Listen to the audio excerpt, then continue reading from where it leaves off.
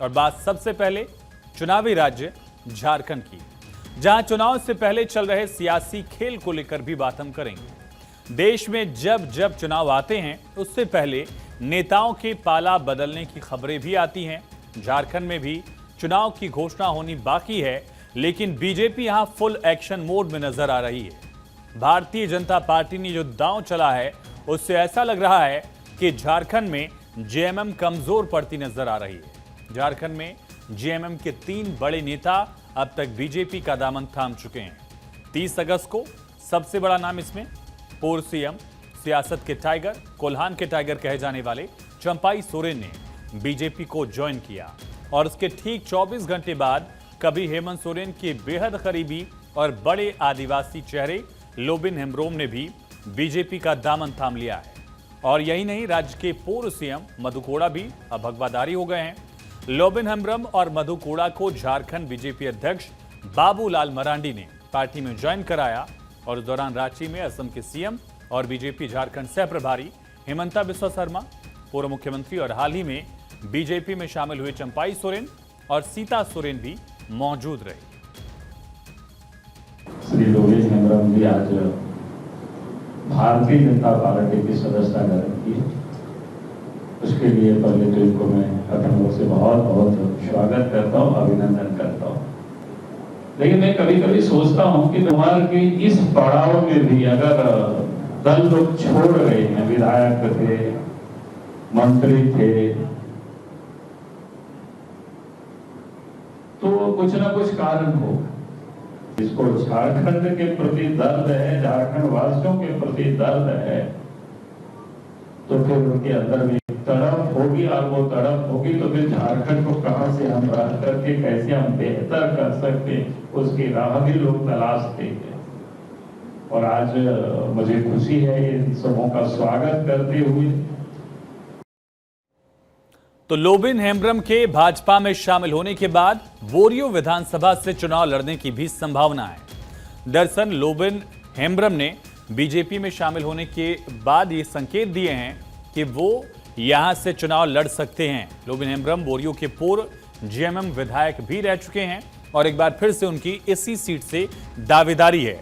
लोकसभा चुनाव के दौरान वो जेएमएम प्रत्याशी के विरुद्ध चुनाव लड़ चुके हैं, जिसकी वजह से उन्हें जेएमएम ने, झारखंड मुक्ति मोर्चा ने 6 साल के लिए पार्टी से निलंबित कर दिया था।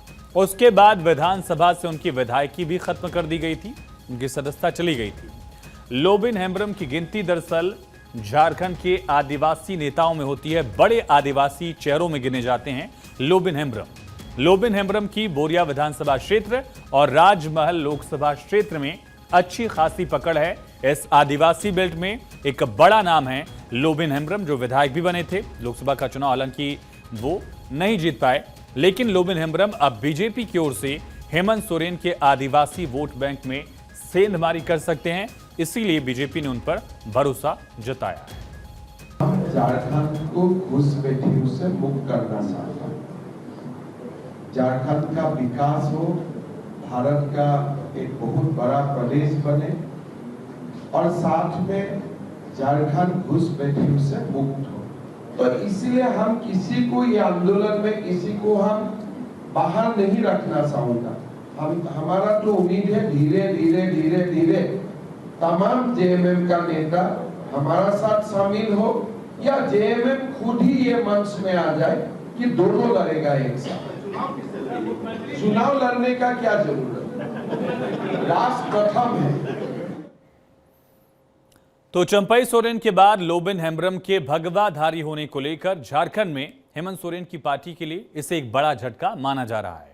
सवाल उठ रहे हैं कि क्या जेएमएम झारखंड में कमजोर पड़ रही है, और इस साल जेएमएम के 3 बड़े नेताओं ने पार्टी छोड़कर बीजेपी ज्वाइन कर ली है। लोकसभा चुनाव के वक्त शिबू सोरेन की बहू हेमंत सोरेन की भाभी सीता सोरेन भारतीय जनता पार्टी में शामिल हो गई थी और इसके बाद इसी महीने पूर्व मुख्यमंत्री चंपाई सोरेन जेएमएम पर अपमानित करने का आरोप लगाते हैं और उसके बाद भारतीय जनता पार्टी में चले आते हैं। अब लोबिन हेम्ब्रम भी बीजेपी का हिस्सा बन चुके हैं। लोबिन हेम्ब्रम ने बीजेपी में शामिल होने के बाद कहा कि अब धनुष और बाण में दम नहीं है, जो चुनाव चिन्ह जेएमएम का, उसको लेकर ही कहा। हमने झारखंड मुक्ति मोर्चा में रह करके झारखंड मुक्ति मोर्चा को सजाने का, संवारने का काम हमने किया। और झारखंड मुक्ति मोर्चा के सुप्रीमो माननीय गुरुजी शिबू सोरेन जिन्होंने हमें उंगली पकड़ करके राजनीति सिखाया था, और आज हम उसका आज भी भक्त हैं। लेकिन माननीय गुरुजी शिबू सोरेन के समय का जो झारखंड मुक्ति मोर्चा था, आज वो नहीं। वो तीर धनुष में जो दम था, आज वो तीर धनुष में दम नहीं। जो भी नेता जेएमएम छोड़कर भाजपा में शामिल हो रहे हैं, उनके स्टेटमेंट में जॉइनिंग के वक्त उनके बयान में एक समानता भी दिख रही है। दरअसल वो शिबू सोरेन को पूरी इज्जत दे रहे हैं, लेकिन उनका यह कहना है कि अब जेएमएम शिबू सोरेन वाली जेएमएम नहीं रह गई है, बल्कि इसकी विचारधारा को लेकर भी उन्होंने सवाल खड़े किए हैं। और सीधा हमला दरअसल हेमंत सोरेन पर है कि शिबू सोरेन की विरासत को हेमंत सोरेन संभाल नहीं पा रहे हैं। यही कहते हुए चंपाई सोरेन ने भी बीजेपी ज्वाइन की, और लोबिन हेम्ब्रम की भी भाषा आज वही आपने देखी। उन्होंने कहा कि गुरुजी ने, शिबू सोरेन ने मुझे उंगली पकड़कर सियासत सिखाई है, लेकिन अब वो दल नहीं रहा। उन्होंने कहा कि मैं आज भी उनका भक्त हूं, लेकिन उन्होंने बिना नाम लिए हेमंत सोरेन पर हमला भी बोला। चंपाई सोरेन ने जब जेएमएम से इस्तीफा दिया था, वहां पर भी, उस इस्तीफे में भी चंपाई सोरेन ने शिबू सोरेन को काफी इज्जत भरे शब्दों से नवाजा था, लेकिन उनका इशारा भी सीधे हेमंत सोरेन की तरफ था कि उनकी वजह से वो अपमानजनक महसूस कर रहे हैं। तो झारखंड में विधानसभा चुनाव नजदीक है और झारखंड मुक्ति मोर्चा के कई नेता पार्टी छोड़कर बीजेपी में शामिल हो रहे हैं। इससे राज्य की राजनीति में बड़ा बदलाव देखा जा रहा है। कहा जा सकता है कि बीजेपी झारखंड में अपनी पकड़ मजबूत करने के लिए जेएमएम के बड़े नेताओं को अपने पाले में शामिल कर रही है। उधर झारखंड के पूर्व मुख्यमंत्री मधु कोड़ा ने भी इस दौरान केंद्र की सत्तारूढ़ बीजेपी को ज्वाइन कर लिया है, जबकि मधु कोड़ा की पत्नी गीता कोड़ा लोकसभा चुनाव से पहले कांग्रेस से इस्तीफा देकर बीजेपी में शामिल हुई थी। और मधु कोड़ा ने भी बीजेपी की नीतियों पर विश्वास जताते हुए पार्टी की सदस्यता ग्रहण की। यानी 3 दिन के अंदर 2 पूर्व मुख्यमंत्री बीजेपी में शामिल हो चुके हैं। उधर झारखंड बीजेपी नेताओं ने भी मधु कोड़ा और लोबिन हेम्ब्रम का पार्टी में स्वागत किया है। चंपाई सोरेन जी इस झारखंड आंदोलन के बहुत पुराने नेता हैं और उस आंदोलनकारी के सदस्यों में से एक उनका लाभ मिलेगा झारखंड के इस भारतीय जनता पार्टी को। इस और जनजातीय लोगों के बीच में, जो ग्रामीण क्षेत्रों के बीच में एक विश्वास निश्चित रूप से यह पैदा होगा कि अब इस जनजातीय लोगों के बीच में, आदिवासियों के बीच में यहाँ पर अगर कोई काम कर सकता है, उसकी रक्षा कर सकता है, उसकी भला कर सकता है, तो भारतीय जनता पार्टी में भला हो सकता है। ये हम समझते हैं। इस दिशा पर हम लोग बहुत ज़्यादा प्रखरता के साथ में हम लोग इसको बोल सकते हैं। क्या हालांकि पूर्व मुख्यमंत्री मधु कोड़ा की बीजेपी में ये दूसरी इनिंग है, दूसरी पारी है। एक नजर मधु कोड़ा के सियासी सफर पर भी डालते हैं और क्या आरोप उन पर लगे, इस पर भी एक नजर। तो झारखंड की सियासत में खदान में मजदूरी करने वाले एक शख्स रातों रात झारखंड के मुख्यमंत्री बन जाते हैं। पाताहातू गांव में 6 जनवरी 1971 को मधु कोड़ा का जन्म हुआ और साथ ही उनका सियासी सफर जो है, शुरू होने से पहले जो उनका जीवन था वो काफी संघर्ष भरा था। बहुत हम्बल बैकग्राउंड से थे। राजनीतिक सफर की शुरुआत ऑल झारखंड स्टूडेंट यूनियन यानी आजसू के साथ हुई है और आजसू आज भी एक्टिव है। इसके साथ इन्होंने अपना स्टूडेंट पॉलिटिक्स का सिलसिला शुरू किया। राष्ट्रीय स्वयंसेवक संघ में भी सक्रिय रहे हैं। आरएसएस से भी मधु कोड़ा जुड़े रहे। संघ के कार्यकर्ता के रूप में लगातार उन्होंने काम किया और उसके साथ ही स्टूडेंट पॉलिटिक्स भी शुरू की।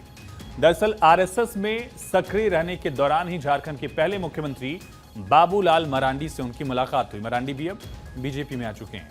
यहीं से राजनीतिक पहचान मिली और फिर कभी भी मधु कोड़ा ने पलट कर नहीं देखा, एक बड़ा नाम बने।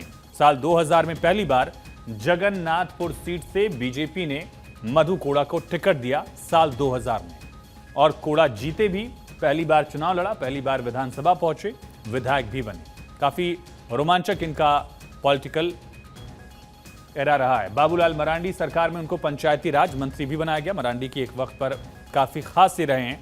कांग्रेस जेएमएम के सहयोग से झारखंड के पहले ऐसे मुख्यमंत्री बने जो निर्दलीय चुनकर आए। ये भारतीय इतिहास में भी एक अलग अध्याय है जहां एक निर्दलीय विधायक मुख्यमंत्री बन गया। निर्दलीय विधायक होने के बावजूद मुख्यमंत्री बनने का गौरव हासिल करने वाले देश के तीसरे मुख्यमंत्री बने थे मधु कोड़ा, और झारखंड के 5वें मुख्यमंत्री के रूप में 23 महीने का कार्यकाल उनका रहा था।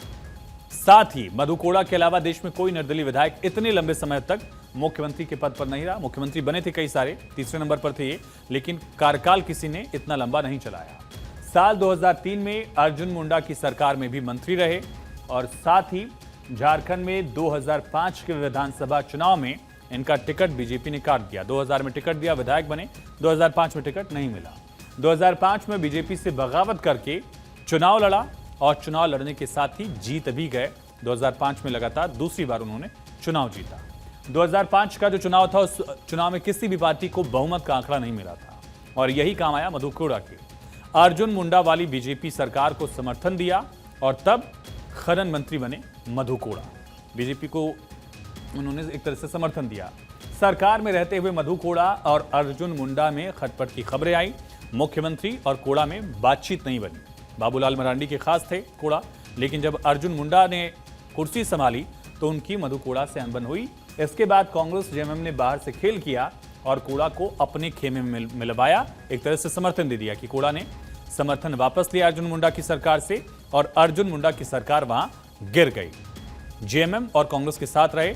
2006 में सरकार बनाने का दावा पेश किया मधु कोड़ा ने, और जेएमएम, आरजेडी, एनसीपी के साथ कांग्रेस ने बाहर से समर्थन दिया। कोड़ा बन गए मुख्यमंत्री। एक निर्दलीय विधायक जिसका पार्टी ने टिकट भी काट दिया था, वो चुनाव जीतता है, मंत्री बनता है, फिर बीजेपी की सरकार से समर्थन वापस ले लेता है। उसके बाद एक नई सरकार बनाने का दावा एक निर्दलीय विधायक मधु कोड़ा पेश करते हैं। सरकार बनती है, तमाम दल समर्थन देते हैं। उसके बाद मधु कोड़ा 23 महीने तक मुख्यमंत्री की कुर्सी पर भी रहे, जो एक तरह से सबसे लंबा कार्यकाल है किसी निर्दलीय विधायक का मुख्यमंत्री के तौर पर। इसके बाद मधु कोड़ा की मुश्किलें हालांकि बढ़नी भी शुरू हुई। मधु कोड़ा के मुख्यमंत्री रहने के दौरान विनोद सिन्हा नाम का व्यक्ति जो है वो चर्चा में आता है। विनोद सिन्हा नाम याद रखिएगा। इसके बाद आयकर विभाग ने मधु कोड़ा, विनोद से जुड़े देश भर के 167 स्थानों पर छापेमारी की। मधु कोड़ा के कार्यकाल में ही कोयला, आयरन और साथ ही खदान आवंटन के साथ ऊर्जा विभाग में भ्रष्टाचार के आरोप लगे। जैसा अमूमन होता भी रहे कि जब छोटे दल पॉलिटिक्स में इस तरह रहते हैं तो आरोपों से घिरे होते हैं। जांच एजेंसियां सक्रिय हुई, कोड़ा और बाकी के खिलाफ केस दर्ज किया गया, और कांग्रेस ने मधु कोड़ा से समर्थन वापस ले लिया। भ्रष्टाचार के आरोप थे, इसलिए उनको हटना पड़ा। मधु कोड़ा को सीएम पद से हटाकर जेएमएम प्रमुख शिबू सोरेन ने सत्ता की कमान संभाली। मधु कोड़ा के खिलाफ आईटी और ईडी ने शिकंजा लगातार कसा, और इसी का नतीजा रहा कि 2009 में ईडी ने कांग्रेस की सरकार के दौरान मधु कोड़ा को गिरफ्तार भी कर लिया।